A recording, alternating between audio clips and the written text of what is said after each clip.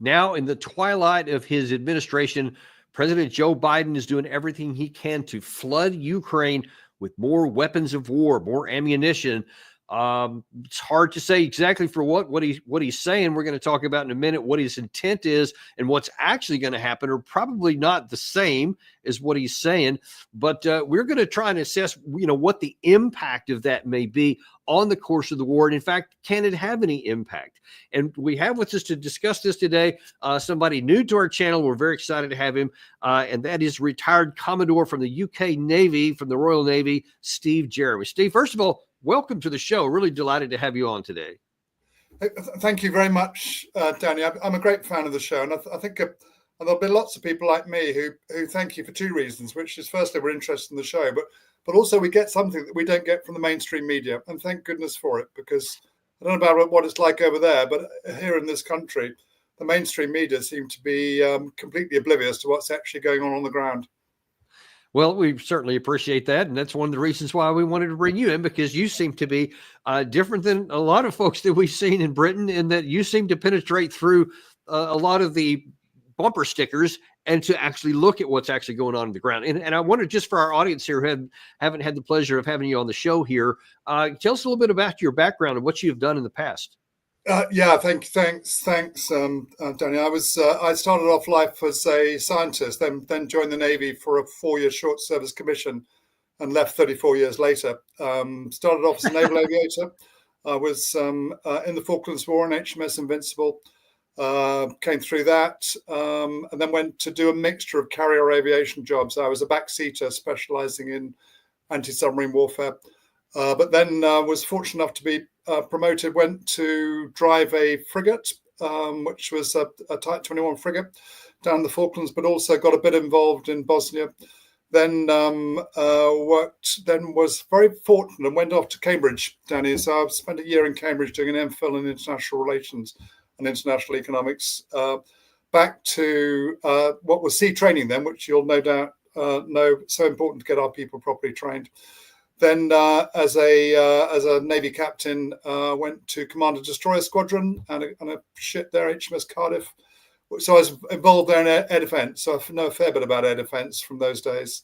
And then a lot of policy jobs in the MOD. And the last 3 important jobs were really, I commanded our Fleet Air Arm, which is like your naval aviation. During the preparations for the second Gulf War, I was then the executive assistant to our Chief of Defence Staff. I vividly remember coming out to the States and going to the US Army Navy match and being completely frozen. I think it was in Pennsylvania. Absolutely frozen. Yeah. And that game's coming up this weekend, I think, actually. Yeah, and we had to walk across the pitch, as well as I remember it, from the Army side to the Navy side.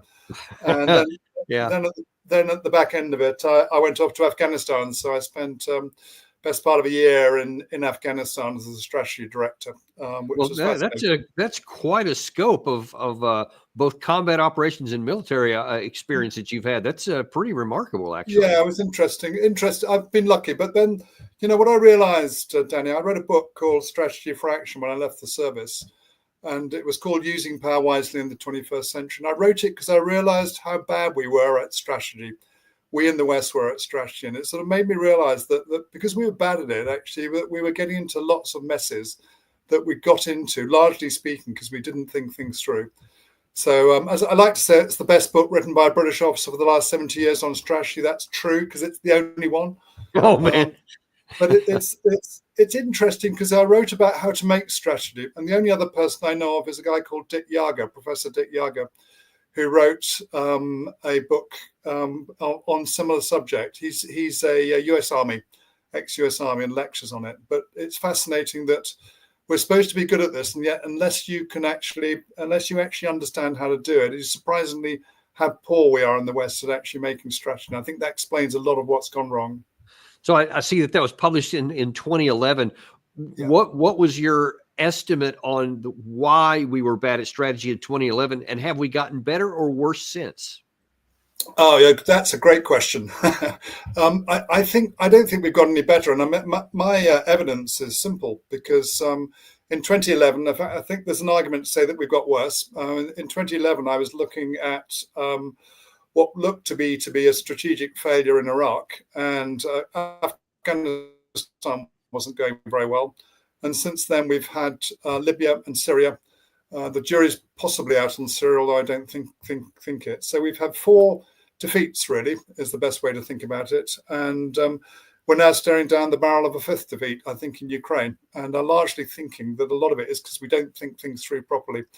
And we haven't got the right people to do it, but also we haven't got the structure of thinking. It's what you and I would have known as a strategic estimate. So I was a great believer in using the estimate thinking, but we don't do it at the strategic level, unfortunately. And before we get into the current topic here, which is really important, why do you suppose that is? What caused? Because I think when you look back through history and many decades in the past, at various times, both the UK and the US were quite good at strategy. What happened? Yeah, you were. I mean, a really good example, is the Second World War. We had 17 different chiefs of staff and political meetings, in some with just the Brits and the Americans, and some with all 3, the Russians as well, to actually make strategy. And I'm thinking 43, each of those meetings was as long as 10 days. And yet, if I look back at my time working for the Chief of Defence Staff, I can't remember a single occasion when the chiefs of staff and the chiefs of the Joint Chiefs of Staff and the politicians met to talk about strategy in Afghanistan or Iraq. Not one single occasion. And that can't be right. So I think that we've got worse at it. And I think actually that we're tending to make things up as we go along. And I think if I was going to blame anybody in particular, I think the military could have done a lot better. We're supposed to be the strategic experts, but actually we're not really. And my test is very simple. I think the strategic experts, you can tell they're experts as a result of success. And we're on the back end now of 4 strategic failures with the 5th coming up. So it's one thing puzzles me. Maybe you can help me understand this a little bit better. Going through my own experience, it sounds like you probably had some in your professional upbringing, in that we were trained at the Command and General Staff College back in my day, what it was called. We were specifically trained to look deep, to look at all of those things that they used to call it the dime message, defense and industrial economics and all kinds of other things. And to see all of the war through all those lenses to come up with, all right, here's the course of action we want, but do we have the resources to make it happen? Do the conditions on the other side, et cetera? So we were taught that. How is it that becomes detached? I don't know, after you rise above the rank of colonel or something. What happened with that? It's good. It's like we get a sort of strategic bypass, isn't it? And then we sort of forget all that thinking. I think in part it's that it's part because we actually don't. It gets more difficult as you get higher up because you get political and military strategies starting to work together. I mean, I don't know what your experience was like in Afghanistan. But when I arrived out there, I'll give you, I think a short story is quite interesting. I think I arrived out there and the British were down in Helmand and people said to me, okay, you should go down and see the British forces in Helmand. I was the strategy director in the British Embassy. And I said, well, I can go down there, but I'm not entirely sure what the point is because actually we've got 4,500 British troops down there. So I think we probably know what's going on down there. So let me get around the campaign. And I did that. And I remember vividly going to Bagram Air Base. I think it was either 82nd Airborne or 101st Airborne, and then down to Herat to see there was a divisional headquarters down there as well. And I went to the J5, the planners in both of those places, and asked the same question, which is what strategy are you working to? And that really bright young majors in both places. And they were very quiet initially, and eventually they said, there isn't one. We're just making it up as we go along. And that really sort of struck me. And I realized that actually that we were 6 years into this campaign without a clear strategy. And when you looked at how complicated it was, I think there were 100 entities, different countries working in Afghanistan. There was something like 250 NGOs and about 700 other NGOs working, which were non-registered. What an incredibly difficult mess. And if you're not working together, then it's no surprise that we didn't make it up. But I think as well, even more. And what year was that? I'm sorry that you were at Bagram. I went to Bagram. So I was based in Kabul, but went to Bagram to talk to the planners, the J5 in Bagram. Right. What year? That would have been 2007. Okay, so my headquarters was at Bagram in 2010 and 11. So 4 years later, and I assure you, that was still the modus operandi at that time as well. One of the biggest frustrations, and I talked to a number of people as well that said, at the various headquarter levels, which I was able to go all the way up to the top and to the bottom. And it was that, look, that's beyond our pay grade. We're just focused on 12 months here. We're going to start here and we're going to end there, and then we're going to hand off and go home. And that's as far as it ever went. No one knew how this was going to, at the national level, how this was going to go anywhere. It was really frustrating. Yeah, it sounds like we're in a very similar. I went back to London and I was interviewed in Number 10, and I said at the time there isn't a strategy, and they said, yeah, there is. Here it is. And they said, look, here's the strategy, and it was Helmand. So I said, well, we're not going to win a war in Helmand, which is one of the 34 provinces in Afghanistan. Right. There needs to be a coordinated strategy, and we'd had a British general initially, and then an American general. We should have had one, and I think actually that the diplomats weren't terribly interested. But we are where we are. And I think that the thing I say now is I look back at that campaign, and what we were trying to do was to solve a security problem by changing a nation's culture, and it was never going to happen. And I don't know why. The Russians. I read the Russian General Staff's analysis of their campaign before I got out there, and they were much more quick about it. They realized after sort of 8 to 10 years, and they were out quick. But we kept going, and some people felt we should have kept going. I think the time to have gone was when Osama bin Laden was killed. That would have been the time to go. It was indeed. Well, listen, that was 2007 for you, 2011 for me, and now that here in 2024. We don't seem to be getting a whole lot better. And I want to take a look at this now. You've written some stuff on this, which we're going to talk about shortly. But first of all, let's take a look at where we are right now. So the U.S. administration under President Joe Biden is heading out. He's had almost 3 years to try and get this thing sorted out, try and use all these different methods and means and capabilities to give it to the Ukraine side, et cetera, to try to achieve the victory for the Ukraine and the defeat for Russia. Never happened. It didn't happen in the offensive in 2023, and it certainly is not happening on the defensive in 2024. And yet, after President-elect Trump was elected, and he is unequivocally saying he's going to have a negotiated settlement to end the war, we have the current administration doing this. Today, the president approved a new security assistance package for Ukraine that will provide them with additional air defense, artillery, drones, and armored vehicles. It's the 72nd such drawdown package announced by the United States, and as the president made clear, we're going to continue to provide additional packages right up to the end of this administration to make sure Ukraine can continue to defend itself, so that if and when this comes to some sort of negotiation, that President Zelensky is in the best possible position, that has the most leverage possible, that he has the most success on the battlefield that he can take into that negotiation. That has included additional policy guidance that President Biden issued not long ago to allow for some long-range missile systems to be used to help Ukraine defend itself across that border, and that policy still stands. Now, let's just examine that first of all, from a strategic possibility. It is at least a plausible thought to say, hey, let's increase the pain enough on the Russians so that when the next guy comes in here to negotiate, he has some more leverage to go. So per se, as far as it goes, that's something to actually consider.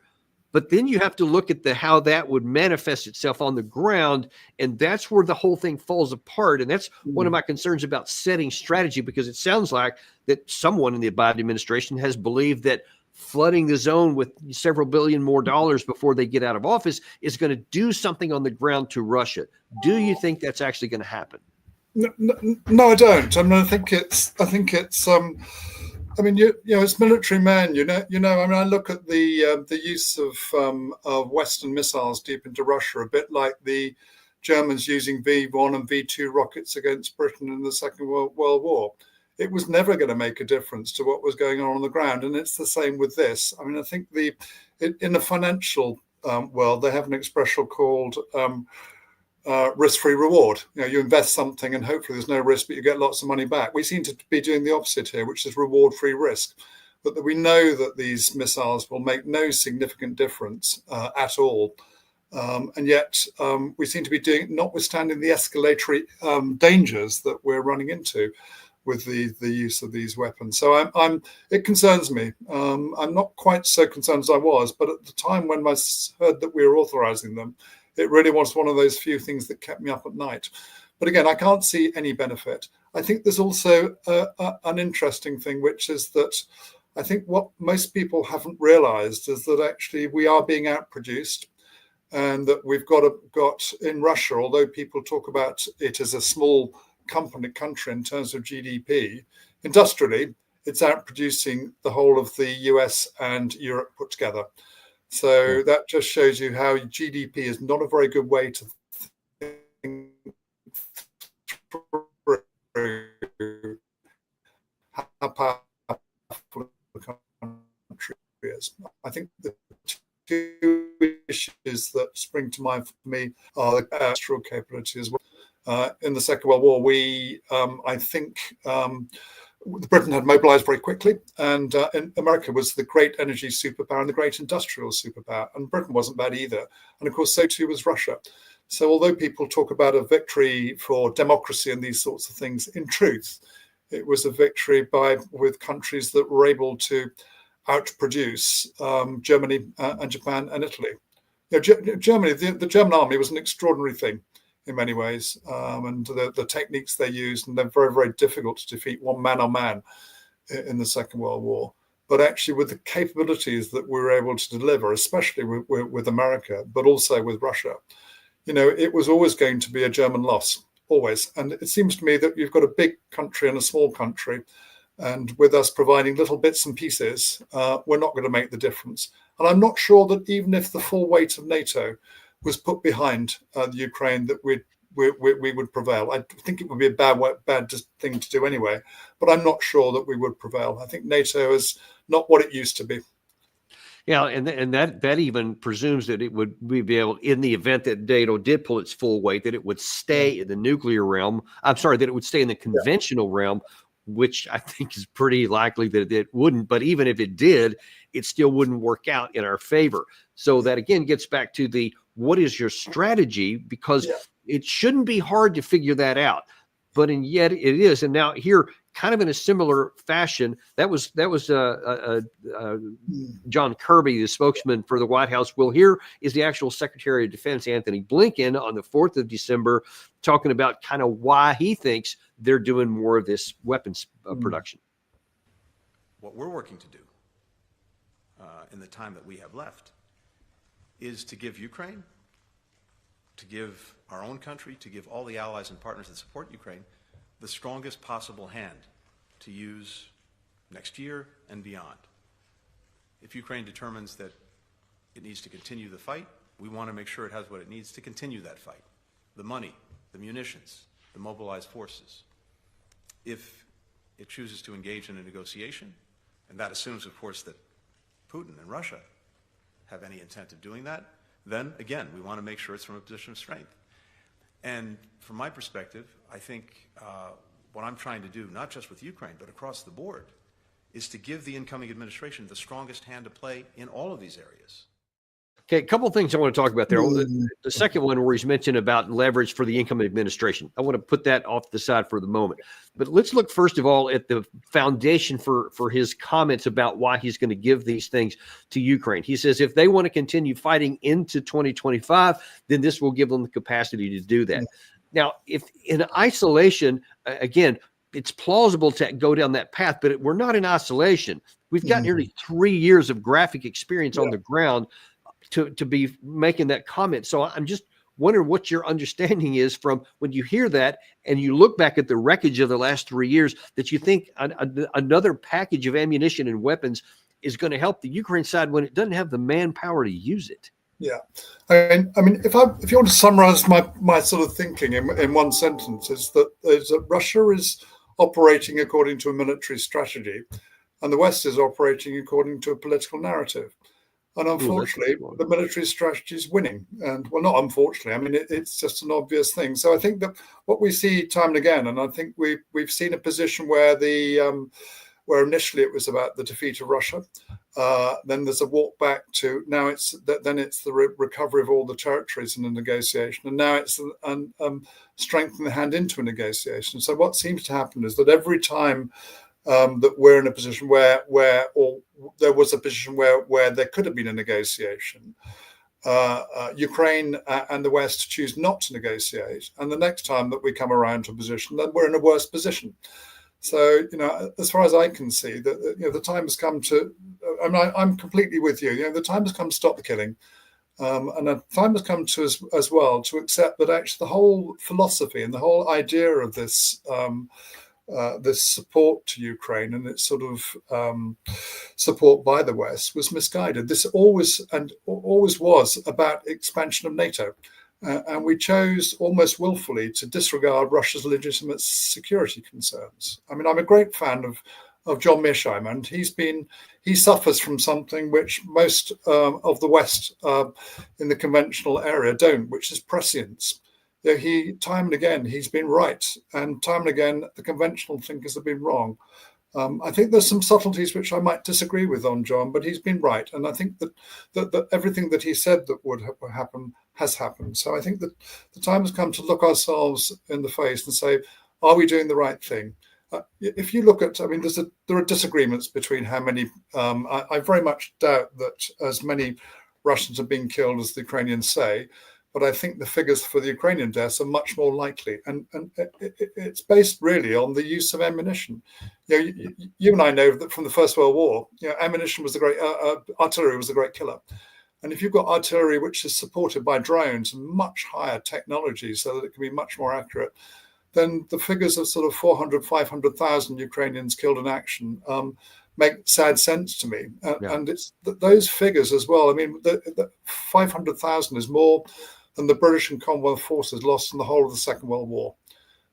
And for what was essentially a NATO ignoring or a decision which was made to expand NATO, and which was the great strategic thinkers such as George Kennan said this was a terrible mistake as far back as 1996. And I'm afraid to say they were proved right.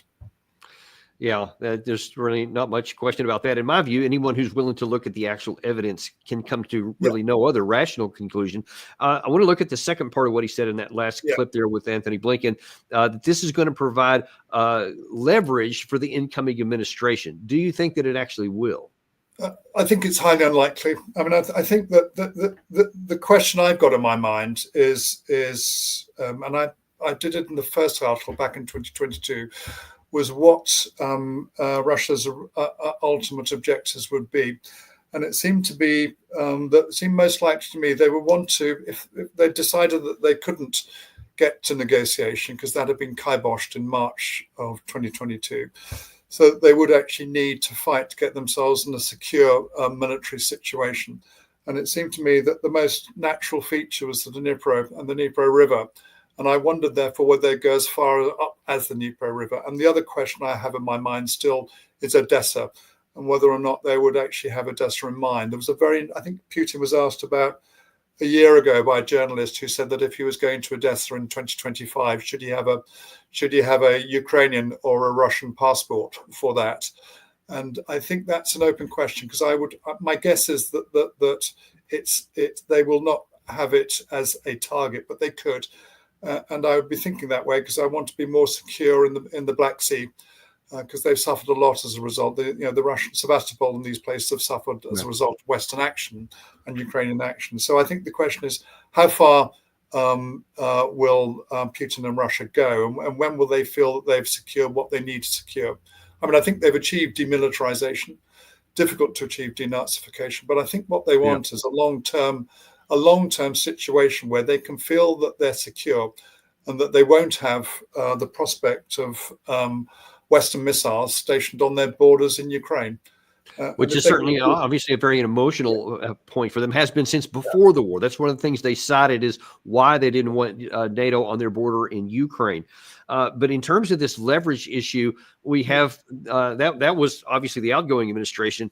One of the senior advisors for Trump on the incoming administration is a General Kellogg, who was on U.S. television not long ago talking about this issue, which ironically is Gary showing on this headline there, where Trump is, I think today, or maybe it was yesterday, saying that it's crazy for all the use of these U.S. missiles and he wishes Biden wouldn't do it. But before that, his advisor, General Kellogg, had a different view. He's used it for psychological reasons, and Jack Keane made a great comment on that.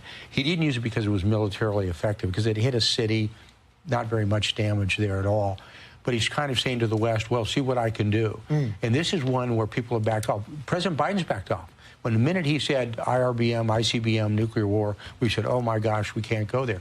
That's when you need to lean in, because he is not, he meaning Putin, he will not start a nuclear war in Europe. And you'd remind him, let me make sure you understand, the Brits have nuclear weapons, the French have nuclear weapons, we've got nuclear weapons, don't go there.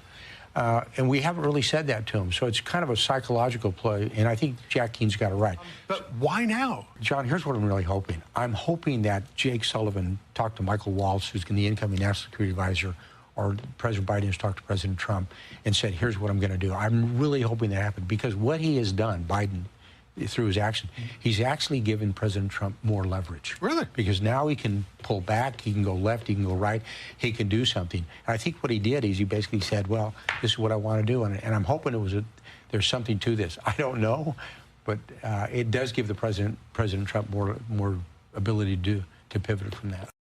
There's two things about what he said there I want to talk about. I want to talk about the first one second, which was, again, this issue about leverage. But let me ask you the question this time from a different perspective. To what extent is Vladimir Putin going to be leveraged by these weapons being flooded into the zone as opposed to them not going in? Is it going to constrain Trump and President Putin in some way? I don't think it will. Again, I come back to it's a bit like V1s and V2s used during the Second World War. It didn't constrain Britain. We just kept going. And I think it's, in military terms, when you look at the amount of strategic bombardment by the Russians, and notice as well that they're targeting very specifically, not areas of, they're targeting parts of the energy infrastructure for the very good reason that actually that's a very good way of degrading the West, Ukraine's military capability. It's not much fun for the civilians. So I don't think it will help. I think it's sort of incidental, it's pinpricks. The danger, of course, is that it runs the risk of escalation. And the escalation one, I would be very cautious when anybody says that Putin won't use nuclear weapons. I mean, I don't think he will. But I think what is a worry is that, a bit like the Guns of Autumn, Barbara's, I've forgotten her second name, her work where actually we fell into the First World War through really no significant decision, but through sort of strategic miscalculation on both sides. And the great danger is that we end up in a nuclear war through strategic miscalculation.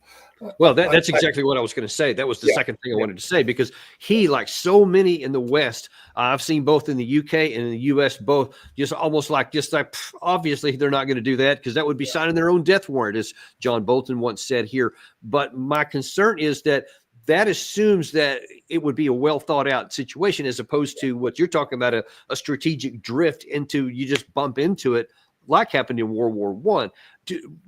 Right now, we are waiting because for the third time, the Biden administration just, I think, less than 48 hours ago, authorized the use of ATACMS missiles, which hit a Russian air base in Bryansk region, I believe it was. And the Kremlin said there will be a response. Now, that hadn't happened yet, but we're wondering if it's going to happen. Apparently, it could be another Oreshnik. It could be something else with conventional missiles. There was a big one overnight we'll talk about in a minute. What are your concerns if Russia finally says they ramp up the target that's hit, maybe a power ministry in Kiev, which they have kept their hands off of so far? Is there anything that you worry about that could cause an escalation in response from the West? I think the issue here, and I suspect that the Russians won't do this, but it's very difficult to.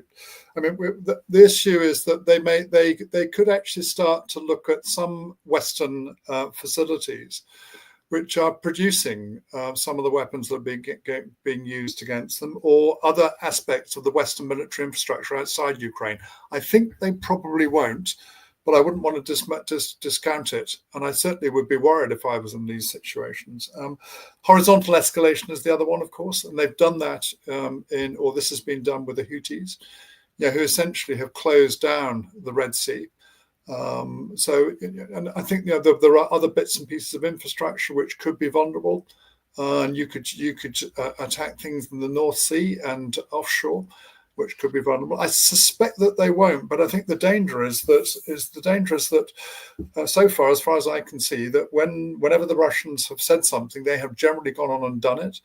And it's we who've been the ones who've bluffed and then had our bluff called by the Russians. So I think we've got to be super careful here.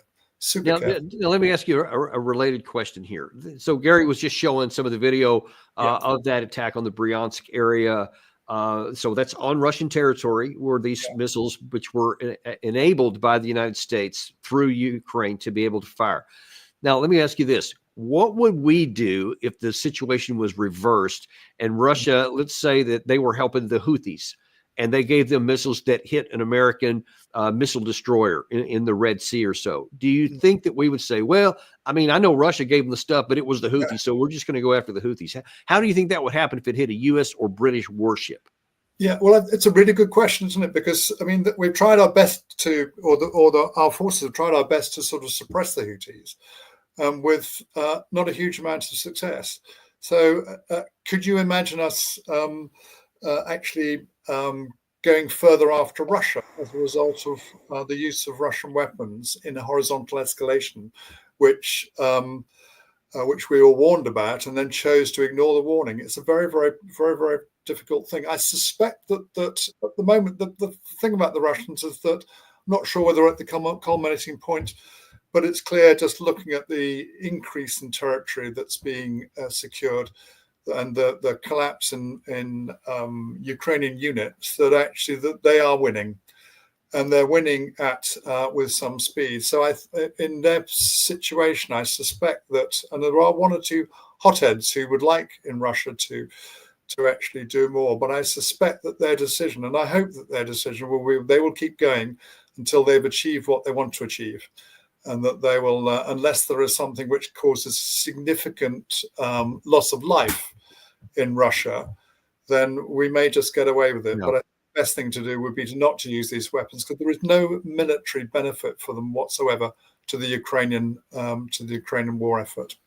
Now, and that leads into a separate issue related that also, in terms of this whole issue, that both the current administration and the advisor for the incoming administration talk about going to give leverage to Trump to negotiate or whatever. And yet, when you're talking militarily, because they are striking targets here, when you look at what Trump has said, and this is from this past Sunday when he was asked very specifically, are you going to start cutting back aid to Ukraine? And are you going for negotiated settlement? This is what he said.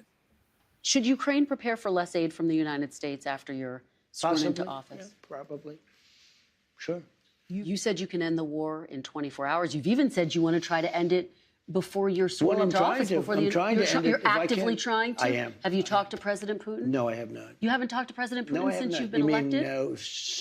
Well, I don't want to say that, but I haven't spoken to him recently. So you've spoken to President Putin since you've been elected? I don't want to say that. I don't want to say anything about that because I don't want to do anything that could impede the negotiation. So here's one of my big frustrations, and maybe there's something I'm missing. You let me know if you think that's the case. If we have the current administration did everything it could for nearly 3 years to achieve a battlefield outcome to our desire, to our preference, and it utterly failed. And now then, as you just pointed out, the pace is increasing, that Russia is collecting more territory, killing more Ukrainian soldiers, etc. Industrial capacity is off the charts in comparison. You mentioned that earlier too. So all of the fundamentals that you can count and look show that there's no rational path to anything except a defeat on the Ukraine side. Now Trump has said, I'm going to negotiate. I want an immediate ceasefire. What then will this ammunition, how will that change the outcome, any at all, or help the incoming administration for leverage? I can't see there's any leverage at all. Is it going to make a strategic difference to Putin and the Russians' miscalculations? I very much doubt it. It certainly, as I keep coming back to the model of V1s and the V2 rockets used against Britain. It didn't affect our calculations of what was happening on the battlefield at all. It didn't affect American calculations either. I mean, we were operating according to a strategy. Not everything went always right on the battlefield, but it mostly did. So I don't think it'll affect it at all. And it's very difficult to see what benefit there is at all in it. I mean, to me, if we are going to a negotiated answer, and I think the negotiation will either be a conditional or an unconditional surrender of Ukraine. And so what that looks like. So negotiation will be a conditional surrender of Ukraine, I would have thought. But if it's if the situation is that we're actually making things worse with the Russians at a time when we know we're getting closer and closer to negotiation, why would we want to do that? Why would we want to actually create a much more difficult political atmospheric with the Russians at a time when they're clearly in the ascendancy, and I'm afraid from the conventional Western point of view, they're close to victory. So to me, I think we would be much better being a little bit honest with ourselves and saying, yeah, this is a defeat. So it's about time that we actually start to work to get it to a closure, so that there is the end of the loss of life and the end of the loss of capital as well, and then think about how we start to repair this relationship with Russia. Yeah, there's definitely no thought given to that, at least in the United States so far. I want to ask you a different kind of question here. So your framing a while ago is brilliant, and I'm sure I'm going to steal that and start using it from now on. That Russia seems to be operating by a military strategy. We're operating by a political narrative, and those things don't. Only one of those things works on the ground. The political narrative can work in minds, but it can't work on battlefields, and we're seeing that literally play out. So what do you think? Let's now jump ahead. It's 20th of January, and Trump has now been inaugurated. He is now the president of the United States. And so the next day he starts to act on these things. And he wants to have a negotiated settlement.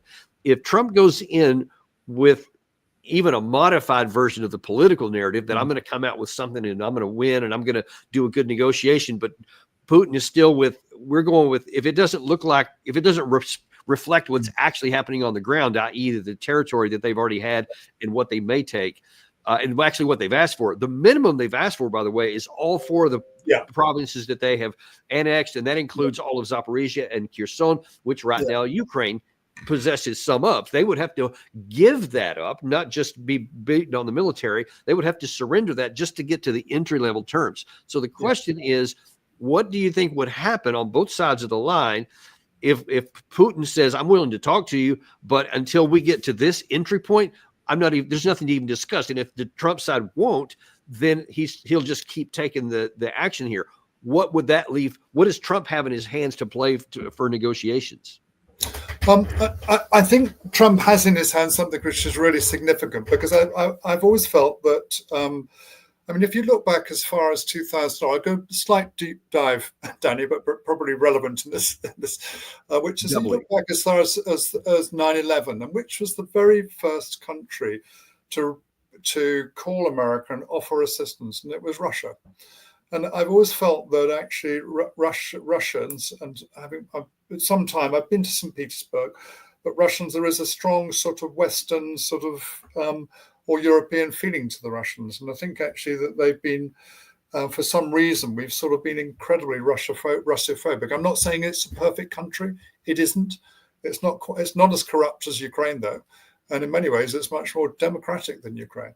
But I've always felt that there is a sort of sense of European community amongst the Russians, and I think that it's about time that we stop treating them as an evil people run by an evil dictator, and start to think of them as people with their own interests, but also with their own desires as well. It's well worth. There are a couple of exceptionally good Oliver Stone's discussions with Putin are very interesting if you listen to them. There are a couple of very exceptional autobiographies as well, and you see it's much more subtle than Putin is just a despot. I think that what Trump has to offer is, I think, the building of a relationship. So it's clear that he's talked to Putin before, and I think having those conversations matters. If you look back to the end of the Cold War and how that with Gorbachev and Reagan and Thatcher, and the importance of relationships between these leaders, and having just the ability to actually pick up the phone and have a conversation. Think back to Khrushchev and JFK, and how important that was to stop that. And so building the relationship, and even if we don't disagree about things, I think that's an incredible thing that Trump does have to offer. And I think the sooner that he's in conversation with Putin, the better. And again, I'm not, I doubt that Putin's going to say, yeah, that's fantastic, we'll close it off in 24 hours. But I think actually having that discussion and knowing that they're in discussion with the West at last would make a big difference. I still think that they will want to hold to their objectives, those 4 regions and the Crimea. But at least if they're in discussion, we can start to talk as opposed to keep the further deaths. Like you, the thought of however many Ukrainians are killed every day is just appalling. It is.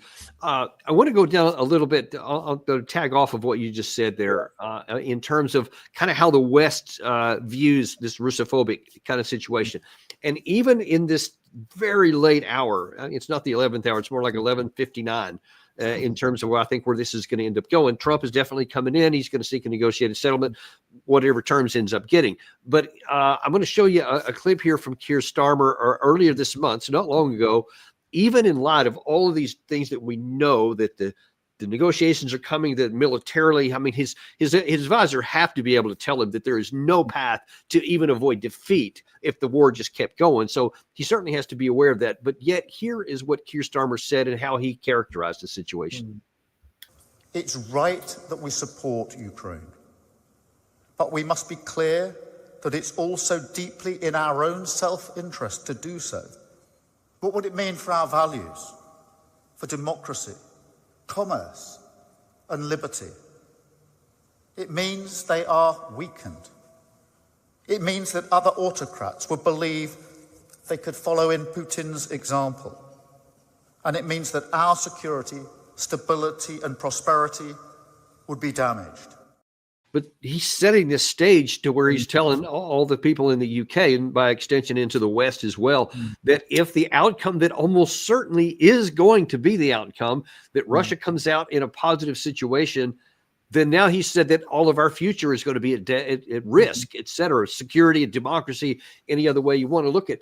Why do you suppose they would say something like that when he almost certainly is not going to get the outcome he wants?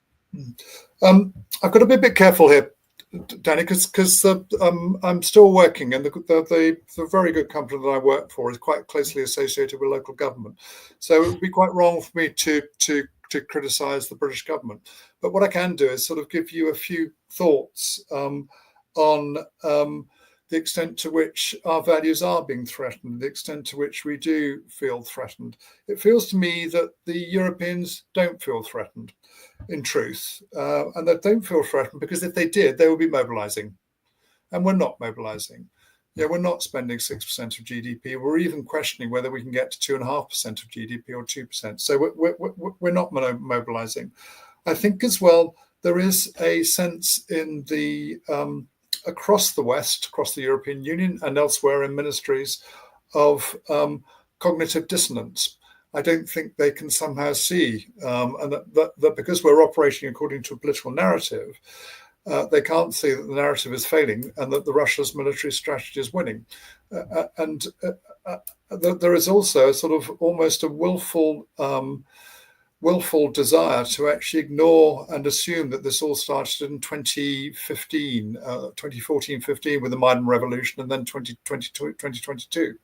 Whereas the truth is that the warnings have been there for decades. I talked a little bit about George Kennan's prescient warnings in 1996. Another one, of course, was Bill Burns when he was the Moscow ambassador, and one said the "niet" means "niet," and in that, that people often assume this is all about Putin. In it, he was very clear and said this is a major issue for Russia in the round, and that it's felt across the region. So again, we've willfully ignored Russia's concerns about this. When you look at the Bucharest summit, what happens after the Bucharest summit? The Russians warn us and say that Ukraine and Georgia, if you take them into Ukraine, these are red lines for us. First thing that happens is that in Georgia, off goes the. They start to try to sort out. I always get confused by the two names. I can't remember which of the minorities in there. North Ossetia and the Ossetia, and they that kicks off with the Georgians deciding they're going to suppress it. And the first thing that happens is Putin comes in, and that's quickly the suppression is quickly suppressed. And of course, NATO says, yeah, well, actually, we didn't really, when we said we want you in, that doesn't mean to say that you can go and do whatever you like. And they learned a lesson from that. But we seem to be willfully ignoring the history that runs up to the moment that the special military operation starts. And it's like trying to navigate without actually having a chart. It's not good at sea because you usually bump into things, and it's not good in strategic world. If you don't have a proper understanding of the historical context. Let's not forget that, that in the Second World War, Russia was invaded, and in the Second World War, Russia lost 26 million people. So of course they're concerned about this, and I'm not saying that we necessarily want to go and be bosom buddies straight away, but to ignore Russia's military their legitimate security concerns. I mean, how would America feel if China was suddenly building new forces in Mexico? I suspect that neither administration would like it that much. I assure you they would not. There's also the other issue as well is the issue of energy, which is what I do now, and the Europeans have done very badly as a result of this war. I mean, to the extent that it looks to me like Germany, which is the beating heart of the European Union in terms of money, is in deep trouble as a result of turning off Russian gas. And again, that's a very significant issue which we seem to be very happy just to ignore. And let me ask you, in the remaining time we have left here, let's tag off on that, because that is a negative, but it could possibly be used as a positive in that we have to find some way to get to the point that you mentioned earlier. Russia, the United States, and the West, they're going to be they're not changing addresses. We're both going to live there. So over time, it's a requirement that we got to figure a way to get back to where we can at least coexist without always worrying about whether a nuclear missile is going to fly somewhere. So the economic pain being suffered by some in Western Europe of this lack of the cheap Russian gas they had being impetus once this is over, however it ends up getting settled, and it will. Once that happens, how do you see the process? How long might it take to start the process to where we can get back to some kind of just common, decent relations? It's a really good question. I mean, my as I say, I work in the energy industry now. I work in the renewables industry, but I'm interested in the whole lot. And there's a sort of general assumption, and it's a meme really, which is that you can just transfer from hydrocarbons to renewables. I mean, it's absolute rubbish. You can't. My industry is the offshore industry, offshore wind, offshore renewables. We're critically dependent on diesel. We're critically dependent on other parts of the hydrocarbons, and we will be for at least another 20 to 30 years. So we've got to accept that actually the hydrocarbons will continue to be in the mix for a significant amount of time. I think the danger, is that Russia is already shifting its export markets towards India. It's just signed a deal with India. It's a big supplier of Chinese gas, and it could be that they've got to the stage where they've decided actually that, okay, you don't want our gas, so we're going to sell it elsewhere. By the time we come to say, actually, we've changed our mind, it's too late. I hope not, though, and I think not. And I think that Germany is the key here. And I think that if Germany were to actually walk back from the position and it would need American agreement. Well, it wouldn't need American agreement, but it would be really helpful to have American agreement. That if there was agreement that actually that we were to start having debates about the use of Russian energy, then that'd be a good thing. People don't realize that Russia is an energy superpower. The thing that going back to the Second World War, America was the oil and gas superpower in the Second World War, and it made a huge difference. And of course, the Russians were well supplied by the Caucasus, and the British had lots of coal. So, one of the reasons that we won the Second World War was that we didn't run out of energy. But actually, that situation has now changed, and America is although it's an exporter of oil and gas, it's a net importer overall. So you require about 6 million barrels a day, sorts of figures. And the whole of Europe is, with the exception of Norway requires external oil and gas. So we're critically dependent on this stuff. And to actually to cut our nose off to spite our face is doing us and potentially the EU damage, and potentially for the EU irreparable damage, because if Germany is no longer able to act as the banker for the EU, then who knows where the EU will end. Yeah, well, we'll probably be finding out about that, and one can certainly hope that with the incoming administration, that Trump, who is historically focused on deals, et cetera, will recognize the pros and cons of things, and whatever the rhetoric he uses. I'm told by people who have briefed him in private in the background that he's very no nonsense. Show me the spreadsheet, the pros and the cons, et cetera. Yeah. So one hopes that will translate into policies that actually make sense coming out, that we can get this off the table and the risk for everybody back to manageable. Yeah, no, I listened as well. I look at one or two of the potential appointments as well. I look at J.D. Vance, whose Hillbilly Elegy I read. It's terrific. But also I've heard him talk in the depths of the night in Congress, talking about this war and about in a very pragmatic way. And I would think that I've forgotten her name. Tracy, what's her name? Tulsi Gabbard. Tulsi Gabbard. She seems to be have her head screwed on as well. So let's hope that the voices of strategic common sense prevail. Because there are some good ones, so it's not all bad news. So we'll have to hope that works out. But absolutely delighted to have you on today. Thank you so much for coming on today, and we look forward to having you back soon. No, it's a pleasure, and thank you again for all your efforts. It's invaluable. Thank you very much. I appreciate that. And we appreciate you guys for watching with us. Be sure and like and subscribe if you haven't done it. If you're new to the channel, we always appreciate that a lot. Also, we are on podcast now. For those who don't get a chance to always watch on the video, just go to Apple Podcasts, Spotify, Podcast Addict, and you will find us waiting there for you. And in the meantime, we will see you tomorrow on Daniel Davis Deep Dive.